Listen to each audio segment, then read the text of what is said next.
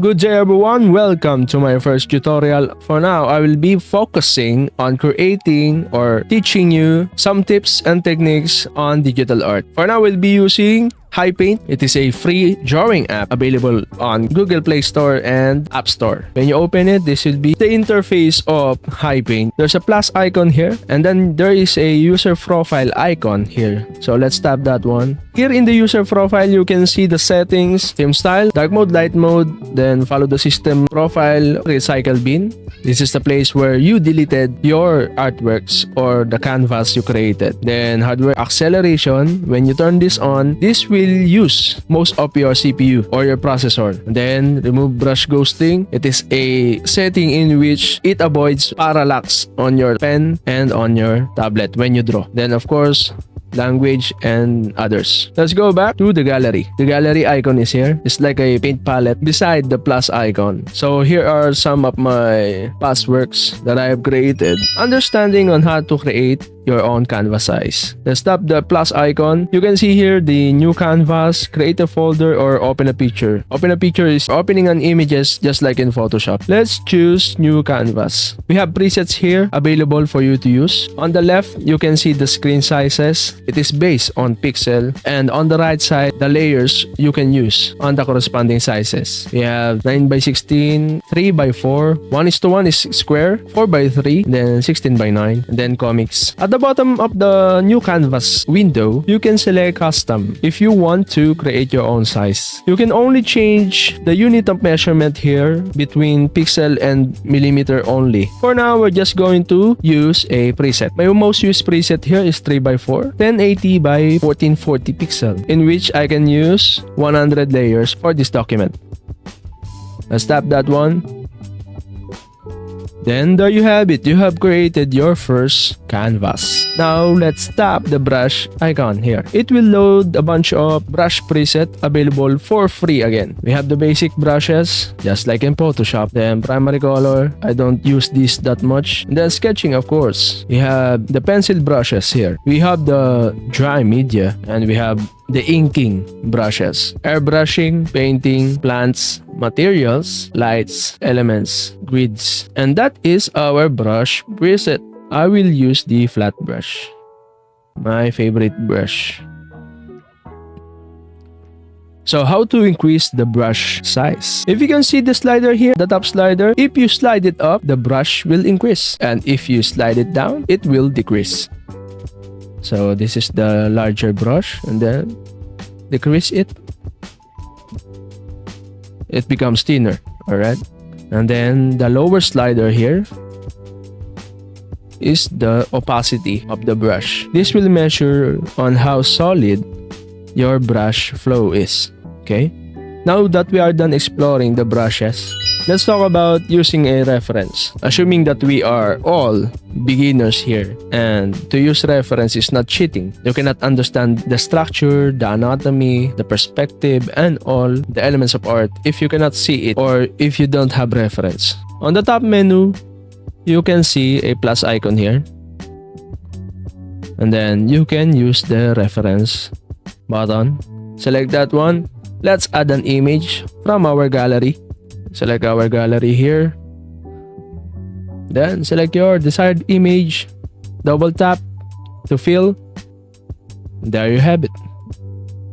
You have now your reference photo. When you start to draw, the reference photo will not be affected with the things that you do on the canvas. Okay, let's try. Let's have a sketching pencil here. Okay. As you can see, my stylus is hovering over the reference, but it is not affected. Okay, let's talk about zooming in and zooming out. To zoom in, just use your two finger, then pinch, just like using your phone. Okay, you can pinch down to zoom out, pinch up to zoom in.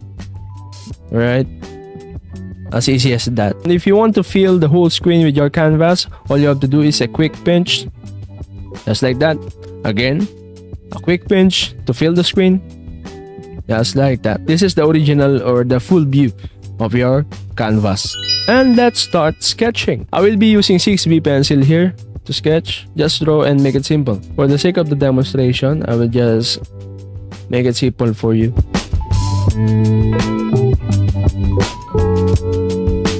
Okay, our first draft is done. And then, if you want to redefine, just create a new layer here. Understanding creating a layer. So tap the layer icon here. It is like a paper stacking up. That's the layers panel. Okay, if you want to create a new layer, just tap here, the plus icon on the right side. Alright, that's our new layer. What we're going to do is tap the layer 1 and then lower the opacity here so we can draw over. Then select again layer 3. And then we can start refining our sketch.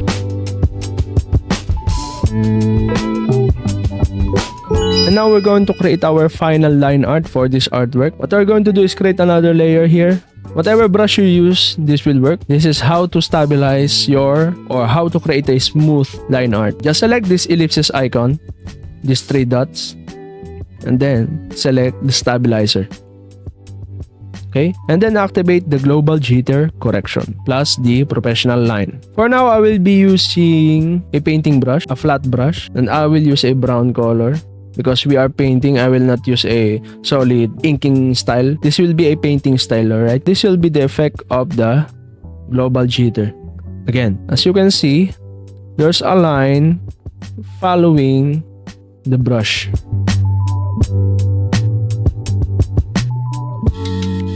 Okay, we are done with our final line art. Now, if you want to correct something using eraser brush, okay, this is the eraser brush. The eraser tool is beside the brush tool. I will now turn off the stabilizer for a moment. I don't want to use that. Then close this one. You can delete this part. Now that we are done with our final sketch, we need to save this artwork. The save icon is here, the floppy disk icon, the diskette icon. If you knew that, for the kids who don't know floppy disk, that is the first storage device that we have back in the day. If you still have that one, and I guess that you already have your own family now. Again, let's save. This is the floppy disk icon, that's the save icon. Tap that one. And we are now saving. I recommend you to save every 5 minutes just to be sure and just to be safe. Okay, if you don't want to lose your document, save, always save. I will explain this to you. The visibility icon, when you create lots of layers, just like this one, I have already 4 layers here. This is the visibility icon. If you tap that one, it will hide and show. Okay, hide and show. That is the visibility icon on the layers panel. If all of these were shown on your canvas, it will look like this. Okay, it's a total mess. Make sure just turn on the layers that you need. For me, it's layer 6. Okay, and that's how you use visibility icon on the layers panel. Just in case that you don't like the proportion or the shape of your line art, we can use Liquify. I will show you how. This is the Liquify icon. On the bottom part of the screen, you can see the push, the twirl right, twirl left, and then pinch and then expand. Most of the time, I just use push. This is how you use it. It is like a brush, but when you hold and drag, it will push your lines. Just like this one. Again, you can increase or decrease the size of your brush. What is the use of other Liquify tool? How about twirl? If you hold that, it will twirl the object inside that brush. How about twirl left? It will twirl to the left. And then pinch, it will make that object or that part of your drawing smaller. Just like that. And then lastly, expand. From the name itself, it will expand. Okay. Let's say I accidentally expand this and I want to restore that part. We can use reduction, the last brush. And it will restore itself from its original state. Just like this one, I already used the pinch. Now, it will restore the parts that you don't want to liquify, and that's how you use the Liquify tool. Now, to correct this drawing, we can transform this line art. The transform tool is beside the Liquify, and then we can decrease or increase.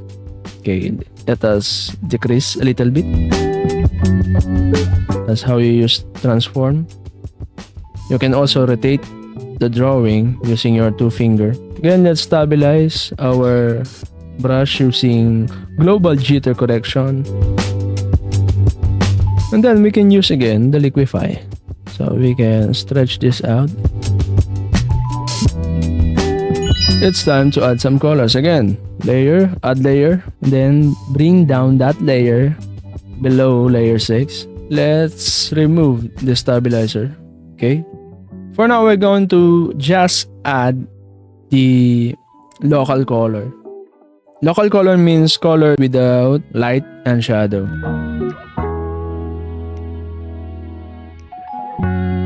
Okay, let's add more color. This is the color panel. Let's tap that one, and then this is what you call the U shift.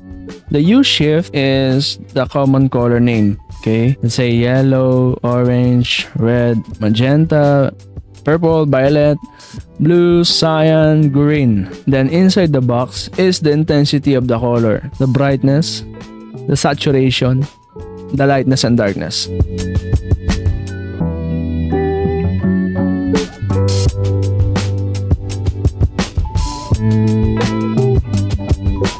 Now I want to use again this color, okay, the orange, the lighter orange here. So what we're going to do is select this color panel and then tap on the eyedropper, and then select, or we can use the document colors used, this one.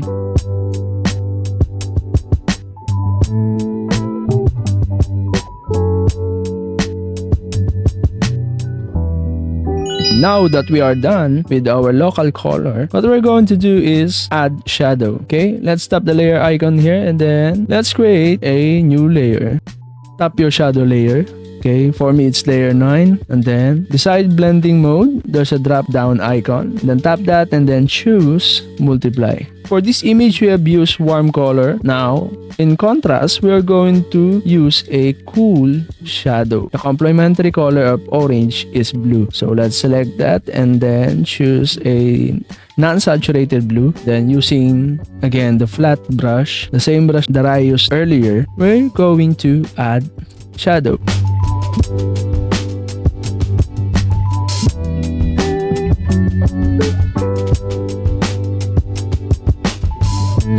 Now we're going to add our first light. Then create a new layer here. Tap that layer and then change the blend mode to overlay. And because we have created a blue shadow, we're going to create an overlay of a warm and light yellow.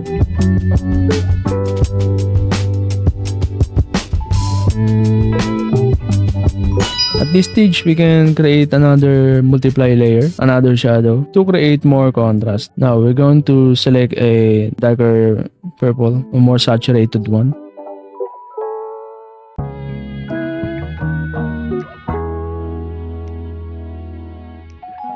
On this stage, we can add another highlight. Tap that layer and then choose color dodge. Then we're going to choose a warm color, warm light color. We can now maintain a smaller brush here for the details. Lower the opacity, just like that.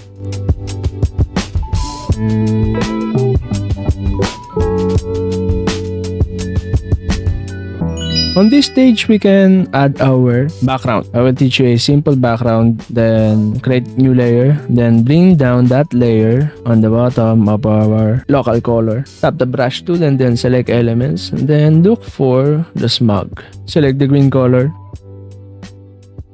You don't need to overthink. Then let's add darker green. I can see darker green here. Let's make it smaller. Let's add warm green, and then a lighter green. You don't need to overthink. Just add many colors as you like. Any types of green there. Just to mimic the forest, let's add some orange kind of leaves. And then let's add darker orange or brown. Now what we're going to do, we're going to use the blur tool here. It's like a brush tool. We're going to blur this one out. it creates depth on your painting. We can now add another contrast, create new layer, and then change this layer to multiply. Select the brush tool and let's go to basic. Okay, let's select the soft airbrush here. Let's add some blue shadow.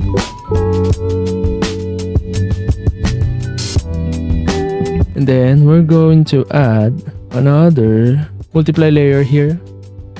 But let's say the opacity is around 50 or 60. Let's create another shadow here. Now we can merge this. This is the merge icon beside the pin. Let's merge that. We can now redefine this painting by using Smudge tool. Some of the strokes here are so harsh, so we can soften the blending of this by using the Smudge tool. I'm going to use again the painting brush, flat brush. Just make sure the direction of your brushes is still the same.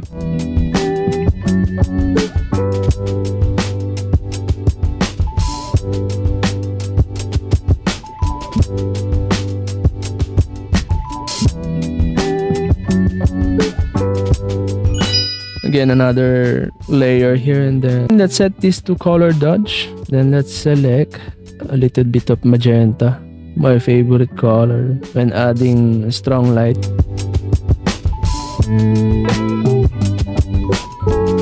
Again, just trust the process, enjoy painting, no one will judge you.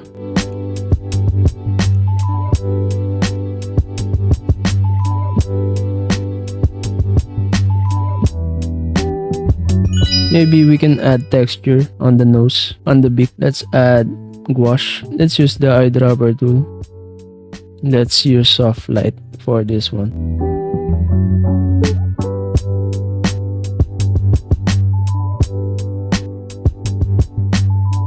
Then let's add more texture. Let's say this blotchy. Let's use this one.